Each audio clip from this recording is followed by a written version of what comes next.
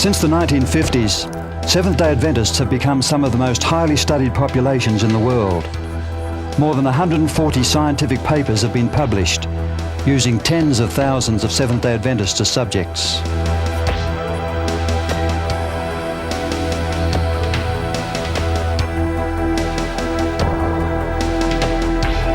How is it?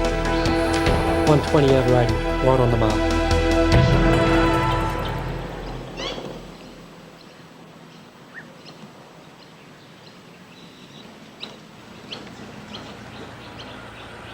And the singular cause of all this attention, it's the discovery that the Seventh-day Adventist lifestyle leads to increases in life expectancy of 6 to 8 years and a dramatic reduction in premature death rates from all causes, including the two leading killers in Western society today, heart disease and cancer.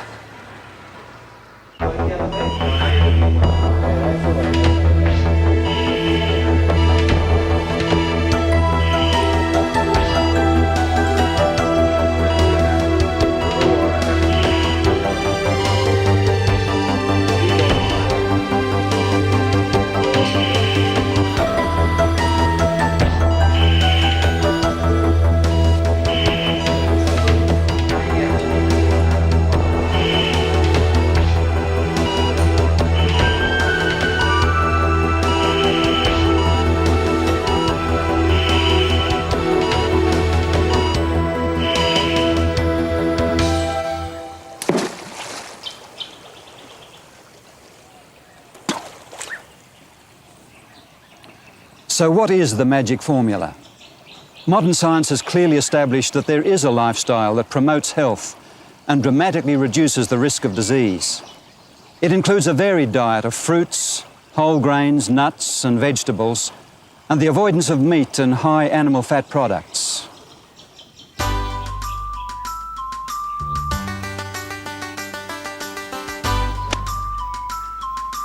But equally important are adequate sleep, exercising in the open air, drinking plenty of water, and abstaining from the use of tobacco, alcohol, coffee, tea, and other drugs.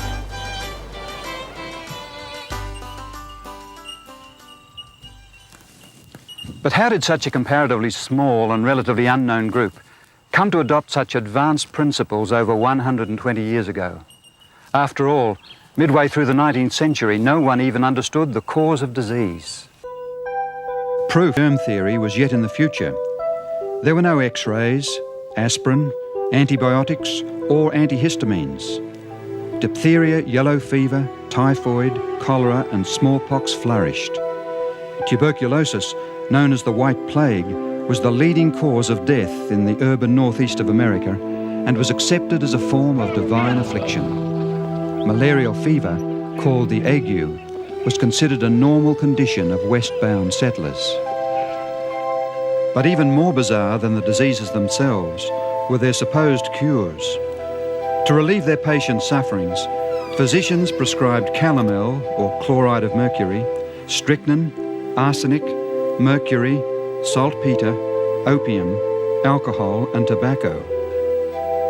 Many physicians denied their patients water both internally and externally, while others performed amputation with anything but rust-free implements and without the benefits of anesthetics.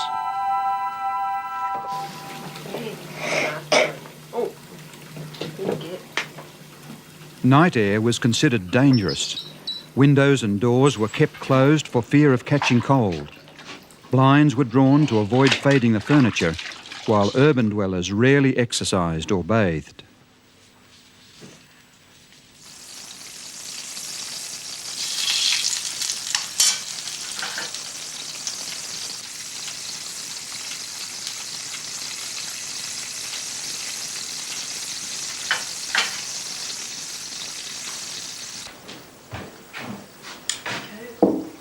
The typically heavy diet of the day was made up predominantly of meat filled with grease, hot with condiments, and washed down with tea and coffee. Most people ate large quantities of food at any hour of day or night. The use of tobacco was widespread, even being defended by many physicians as a stimulant to the lungs, and its smoke a cure for bronchitis.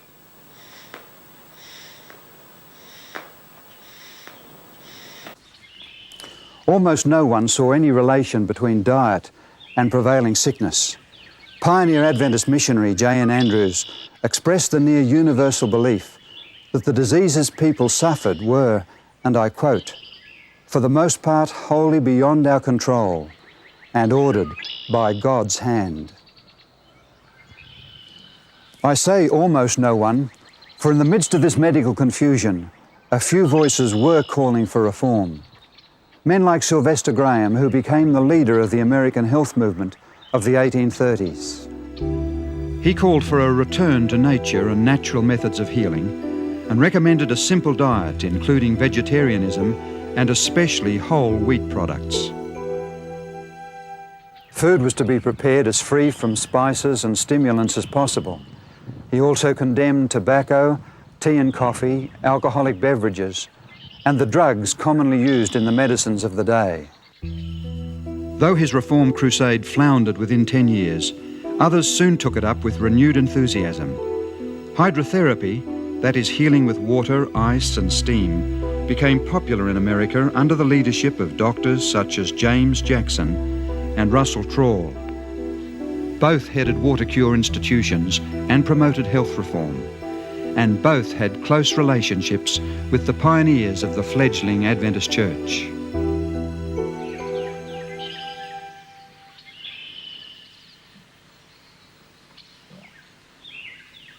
Here in the state of New York in 1858, Dr. James C. Jackson established his home on the hillside above the town of Dansville. It was the most successful of all the water cure institutions. Jackson published a monthly periodical, Laws of Life, outlining his views. Strongly opposed to the drugs prescribed by his fellow physicians, he treated his patients with natural methods and remedies. He especially emphasized the idea of obedience to natural law and taught that to obey nature is to live. He believed that mistreatment of the body also affected man's moral capacities and therefore weakened the character. During the 1840s and 50s then, there were movements for reforms in health. Yet at the same time, there was also appalling general ignorance and carelessness regarding health and hygiene among most of the population in America. It was at such a time that God chose to alert the Sabbath-keeping Adventists of his concerns for everyone's health and happiness.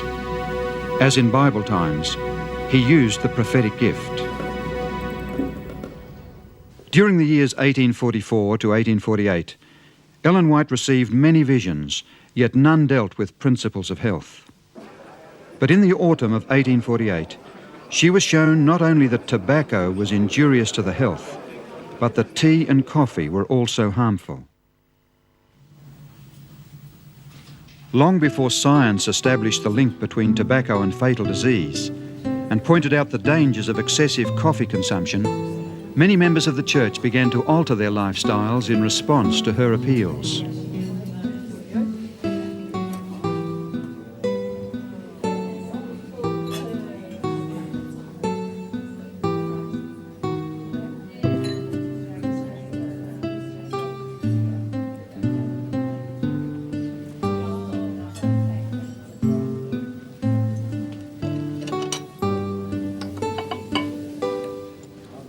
During the years following 1848, the pages of the church's paper enthusiastically reported about battles to give up tobacco, tea and coffee. In the late winter of 1854, Ellen White reported another vision that spoke against the rich and greasy foods so common at that time. She also urged people to take special care of their God-given health by observing strict cleanliness of person and surroundings. The town of Otsego is situated about half an hour's drive by car west of Battle Creek. Early in June 1863, James and Ellen White and a number of friends travelled to Otsego and came to this home, which belonged then to Aaron Hilliard. During the Friday evening family worship, Ellen White began to pray for her husband, who was then in poor health and depressed about conditions in the church at Battle Creek. While praying, she was given a vision which was to make a most significant impact upon the Seventh-day Adventist Church and its message to the world. In her vision, Ellen White witnessed the role flesh foods have played in the decline of the human race from the time of Adam. Pig's flesh was denounced in particular, but all other kinds of meat were also blamed. The vision also spoke against the use of alcoholic drinks, spices, and rich desserts. Tobacco was described, and I quote, "a poison of the most deceitful and malignant kind." Remember, this was 100 years before the famous United States Surgeon General's report, Smoking and Health. You like milk? Got it all over your lip. Tea and coffee, she said, had effects similar to those of tobacco, but to a lesser degree. Eating too much even of good food and snacking between meals or just before bed were shown to be distinctly unhealthful. In the treatment of disease, she saw the terrible effects of the drugs of the day, arsenic, strychnine, calomel and others. She said that poisonous drugs could also cause birth defects, a fact tragically confirmed by later scientific studies.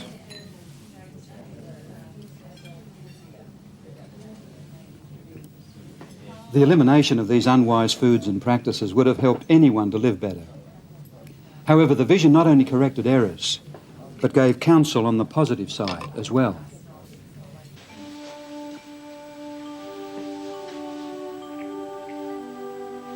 She stressed the importance of drinking lots of water, exercising regularly out of doors, bringing sunshine and fresh air into the home, and bathing daily. Today, this is all pretty much common sense, but it was a strange message to many in the 1860s. A review of denominational literature shows that in the 6 years prior to the vision, half of those whose deaths were recorded in church papers were under the age of 30. Clearly, lifestyle changes were needed, even within the church. As far as Ellen White herself was concerned, she later wrote, "I was astonished at the things shown me in vision. Many things came directly across my own ideas." Nevertheless, she was clear about the implications of the health message. Health reform is one branch of the great work which is to fit a people for the coming of the Lord. There are, of course, biblical statements which support such an understanding of the importance of physical and mental health. Jesus himself devoted more time to healing the sick than he did to preaching during his time on earth. The Apostle Paul explained to the church members in Corinth about the body being the temple of the Holy Spirit. He also taught the church in Thessalonica that a belief in the soon coming of Jesus called for the body, as well as the spirit and soul, to be preserved blameless unto the coming of Christ.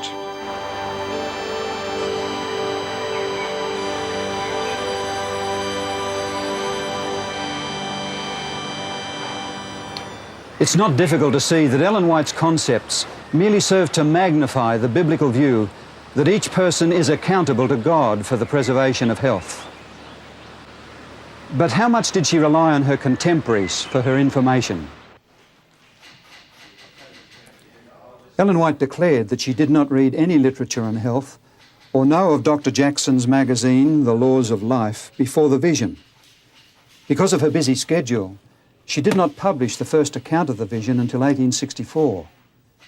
It was not until after this that she turned to some of the current books and journals on health, and as she said, "I was surprised to find them so nearly in harmony with what the Lord had revealed to me." She carefully selected extracts from these journals that were consistent with what she'd been shown in vision and included them in her publications on health in 1865.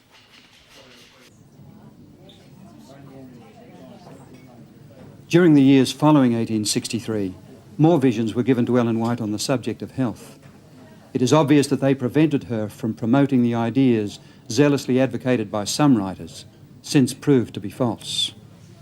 Dr. Trawl, for example, totally banned salt and sugar on the grounds that salt was a mineral poison and sugar was no food at all. Ellen White used a little of both, but warned of their bad effects if used too freely. Concerning salt, she wrote in 1901, "From the light given me by God, salt is actually essential for the blood. The whys and wherefores of this I do not know, but I give you the instruction as it is given me."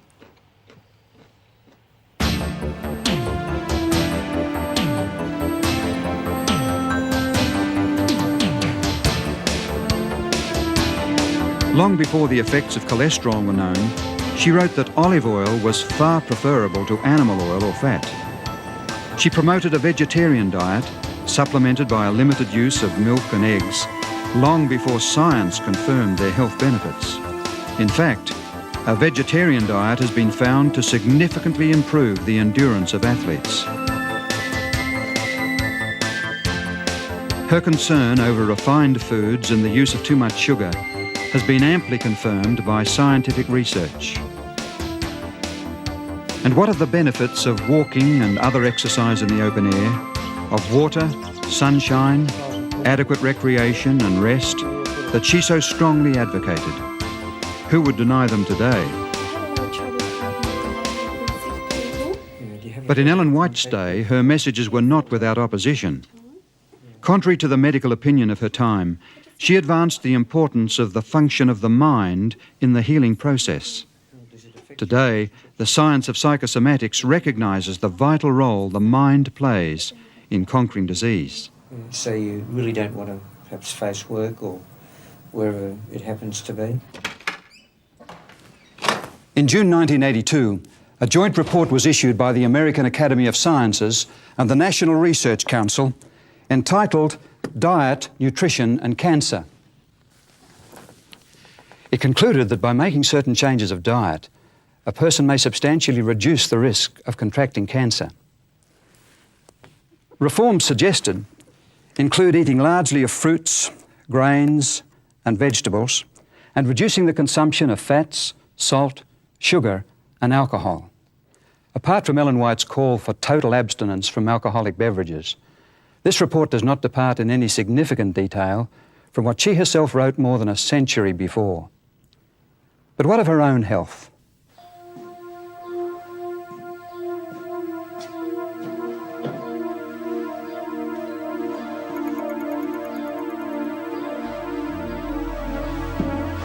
The vision of June 1863 came to Ellen when she was weak, feeble, and subject to frequent fainting spells and dizziness. She suffered throughout her life from heart disease and had been paralysed 5 times before 1870. She described herself as a great meat eater and that bread was especially distasteful to her. But she accepted the instruction given her and after 1863 radically changed her lifestyle and diet. As a result, her former faintness and dizziness left her permanently and her health began to improve.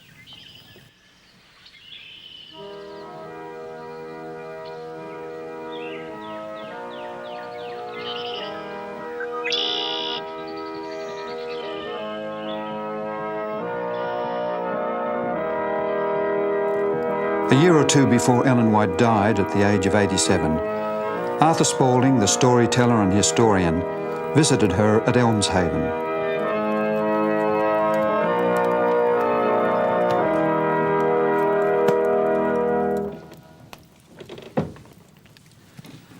After family worship here in the parlour, she moved outside to the hall and with her brisk light step approached the stairway. Arthur Spaulding offered to assist her up the stairs, but she replied, "Oh no, thank you. I am very able to climb the stairs by myself. Why, I am as spry as when I was a girl." As when I was a girl, I should say not. When I was a girl, I was ill and weak and in wretched health. But now the Lord has made me well and strong, and I am better, much better than when I was a girl. Toward the end of his career, Dr. Clive Mackay, Professor of Nutrition at Cornell University, New York, was introduced to Ellen White's writings on food and nutrition. He was deeply impressed and was particularly intrigued by the question of the sources of her information. He asked how a woman with virtually no education could set out health teachings so far in advance of her time. He rejected the idea that she copied from her contemporaries. After all, how did she know which ideas to borrow and which to reject among the bewildering array of 19th century theories and health teachings, most of which were quite irrational and have since been discarded? He believed that she would have had to be a most amazing woman with knowledge beyond her times to do this successfully. After extensively reading her writings on health, Dr. Mackay began to lecture various professional societies on Ellen White's concepts. I am impressed with the correctness of her teachings in the light of modern nutritional science, in spite of the fact that her works were written long before the advent of modern scientific nutrition. No better overall guide is available today. By 1865, the Adventist Church had reached a membership of some 4,000. Though it possessed little wealth, it had been reminded in the vision of 1863 that it had a sacred duty to alert others with regard to their health. But how was the church to accomplish this goal?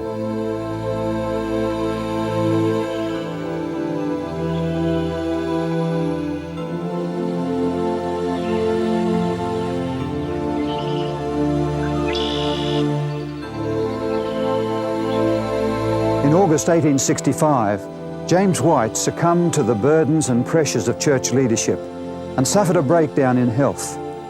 His wife brought him here to Dr. Jackson's home on the hillside in Dansville, where he was treated for about 3 months. The Whites had an opportunity to observe the principles of health reform in practice and found much to commend.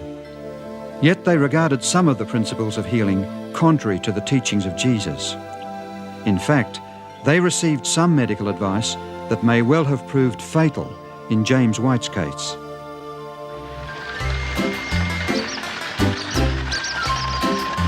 In December, Ellen decided to remove her husband from the Dansville institution, and they journeyed to Rochester in western New York State.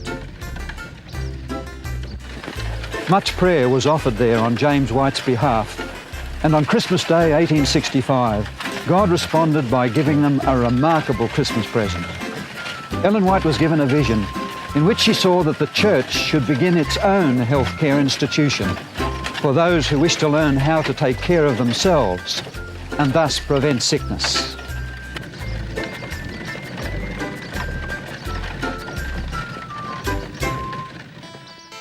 In the following year, a remodeled old house was purchased in the west end of Battle Creek, Michigan, then a flourishing manufacturing town with a population of 5,000. Known as the Western Health Reform Institute, it opened its doors in September 1866 as the first Seventh-day Adventist medical facility in the world. Circulars advertising the institution declared that no drugs whatever would be administered. Natural methods of healing such as water, air, light, heat, food, sleep, rest, recreation, etc. would be employed. By food, they meant a strictly healthful diet consisting of fruits, grains and vegetables. In 1875, Dr. John Harvey Kellogg, a recent graduate from America's prestigious Bellevue Hospital Medical College in New York, joined the staff of the Institute. He had been encouraged and financially supported in his medical training by the Whites. In the following year, at the age of 24, he was appointed medical superintendent of the Institute, a position he retained for the next 67 years. In 1877, the Institute became the Battle Creek Medical and Surgical Sanitarium. It was the same year that Louis Pasteur presented his germ theory to the French Academy of Sciences. The face of medicine was about to experience change, and Dr. Kellogg would play a major role. As the reputation of the sanitarium spread, its buildings were considerably enlarged, and by 1885 it was the largest institution of its kind in the world. During the late 1890s, its staff numbered nearly 1,000. Kellogg became widely known as administrator, physician, surgeon, author, lecturer, inventor, and food manufacturer. He kept abreast of all the latest developments in medical knowledge by extensive reading and travelling to Europe to study under the leading physicians there. He was the author of nearly 50 books with a circulation of over 1 million copies. Some were the first authoritative scientific works ever published in America in their respective fields. He founded a medical college and during his lifetime performed more than 22,000 operations, the last when he was 88 years old. His surgical operations were so neat that the Kellogg scar became a trademark. He conducted over 5,000 public lectures to hundreds of thousands of Americans. Dressed in white, he spoke regularly in the sanitarium on the latest medical progress and the system of healthful living he spent his life promoting. He invented many types of apparatus for the treatment of the sick, including this mechanical horse. President Coolidge used one for daily exercise at the White House.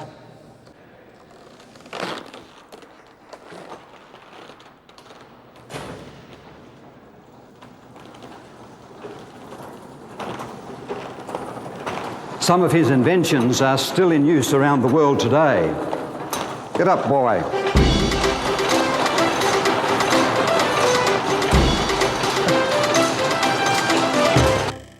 Kellogg also developed scores of health foods, including cornflakes, which changed the breakfast habits of millions. After the disastrous fire which destroyed the sanitarium in 1902, Kellogg determined to rebuild bigger and better, although this was contrary to the advice of Ellen White and other church leaders. His new sanitarium still stands in Battle Creek today, but is now owned by the United States government.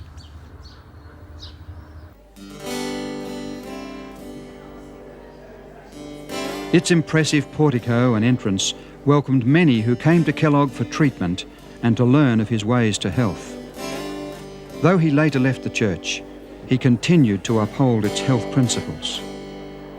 Famous visitors during the more than 60 years of his superintendency included industrialist and financier John D. Rockefeller Jr., author George Bernard Shaw, inventor Thomas Edison, Soviet writer Leo Tolstoy, explorer to the polar region Raoul Amundsen, the first woman to fly solo across the Atlantic, Amelia Earhart, and President William Howard Taft, who registered as patient number 100,000. In 1891, Kellogg was asked how the Battle Creek Sanitarium was able to keep 5 years ahead of the rest of the medical profession. Kellogg replied that if something new was advocated, he instantly adopted it if it agreed with the philosophy and principles of health promoted by Ellen White.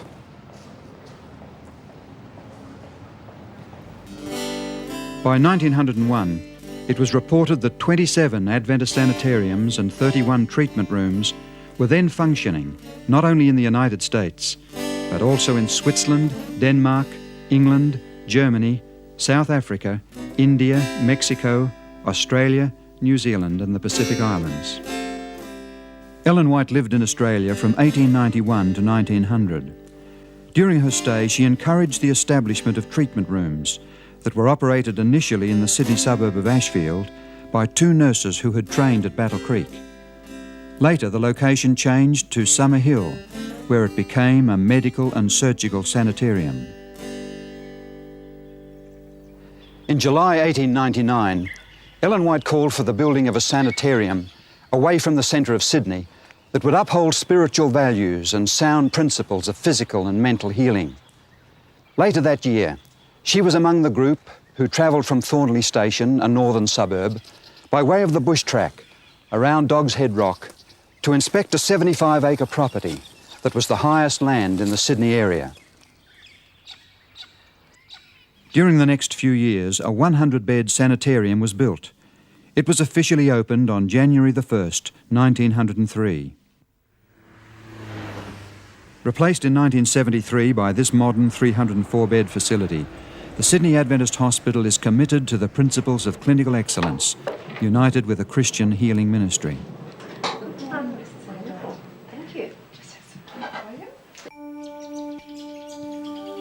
Writing from her home in California in 1905, Ellen White urged establishing more sanitariums in Australia, particularly near Melbourne. In Warburton, about an hour's drive east of Melbourne, a small sanitarium was opened in 1910. It too has developed into a well-operated Christian institution that provides acute care as well as a strong healthcare program emphasising prevention and rehabilitation.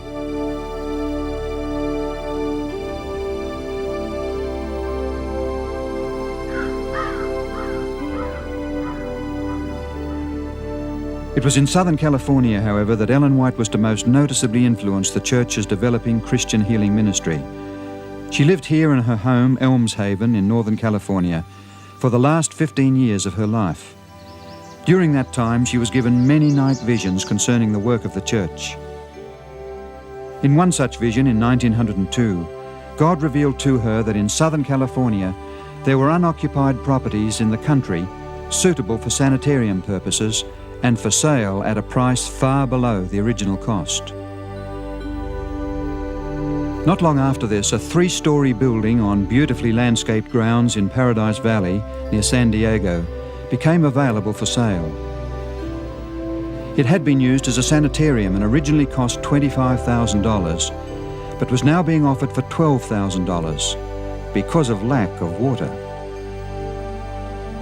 Negotiations followed for some 18 months until in 1904 the price was lowered to $4,000, far below the original cost, just as Ellen White had predicted.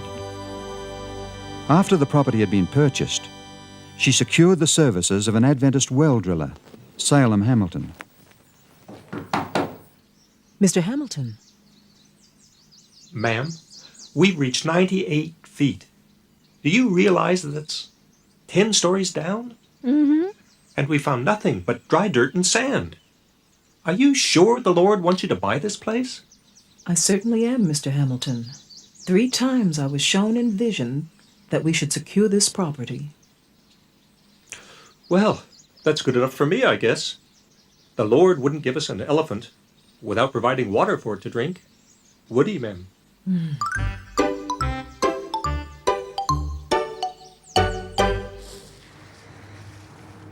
Salem Hamilton returned to his drilling and within an hour heard the sound of an underground river. Soon water began to seep through and that night rose 18 feet or nearly 6 metres in the well. The sanitarium's water supply was assured.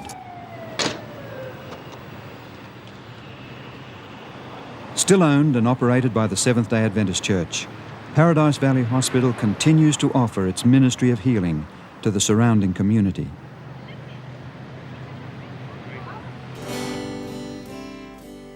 In April 1904, Ellen White urged that a sanitarium should be secured and operated near Los Angeles in some rural district. In Glendale, a suburb of Los Angeles, a 3-story building on 5 acres of land, representing an initial investment of $50,000, was offered to the church for $26,000. In 1904, it was purchased for $12,000, far below the original cost. After its purchase, Ellen White challenged its managers with the words, Spiritual as well as physical healing is to be brought to those who come for healing. words that still motivate the operation of the hospital today.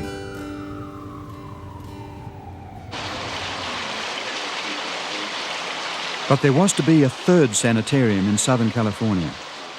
As early as October 1901, Ellen White had seen in vision that near Los Angeles there was an occupied building and fruit trees on the sanitarium grounds.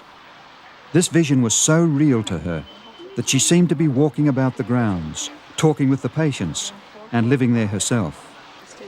Neither Paradise Valley nor Glendale fully met this description.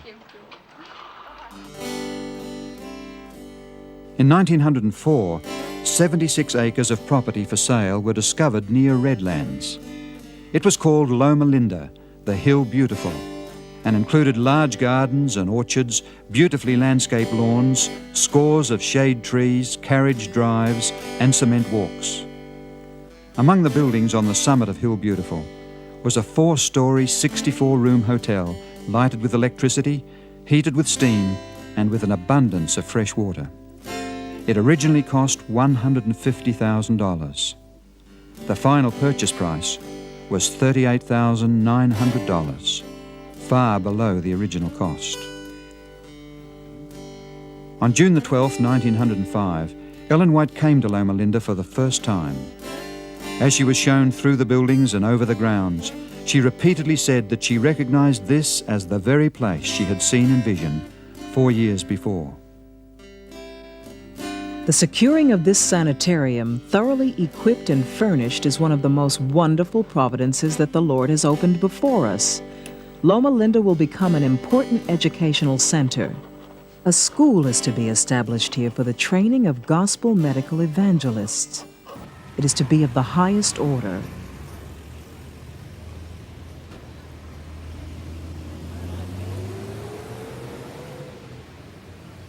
Those who founded it had little money, but they possessed a fortune in faith in God and in His power to bring health and hope to the suffering. Today, as Loma Linda University, it operates as one of the largest schools of medicine in the western United States and is at the forefront of medical knowledge and research. This proton accelerator, developed for the treatment of cancer, is the first of its kind in the world.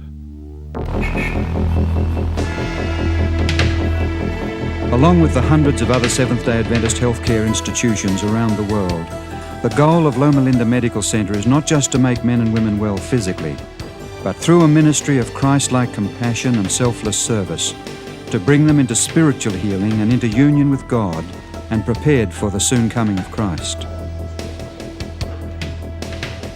Such a goal reflects the overruling purpose of the Seventh-day Adventist healthcare program as revealed to the Church through the prophetic gift bestowed upon Ellen White. That purpose involves much more than adopting a vegetarian diet or choosing not to smoke or drink alcohol. It is concerned not only with the cure of disease, but also its prevention. Its example and motivation come from the infinite love of Jesus, the divine Good Samaritan, who came to a world of sickness, pain, and death to bring healing, physical, mental, and spiritual. Today, He bids us to follow in His steps.